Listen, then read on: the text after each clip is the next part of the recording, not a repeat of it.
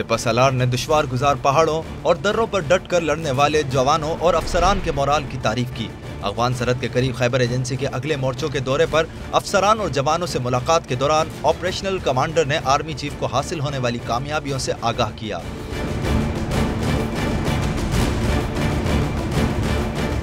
जवानों से खिताब में जनरल राहील शरीफ ने कहा कि राजगाल की पहाड़ियों और दर्रों को मुख्तलिफ तंजीमों के दहशतगर्दों से पाक किया जा रहा है। ऑपरेशन बॉर्डर मैनेजमेंट के तहत दहशतगर्दों की नकलो हमल रोकने के लिए इक़दामात का हिस्सा है।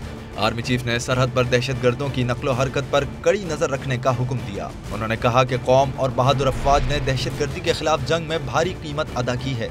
साथ ही इस अज़म का इजहार भी किया कि मुल्क से दहशतगर्दों और उनके स्लीपर सेल्स के खात्मे के लिए हर मुमकिन इक़दामात उठाए जाएंगे।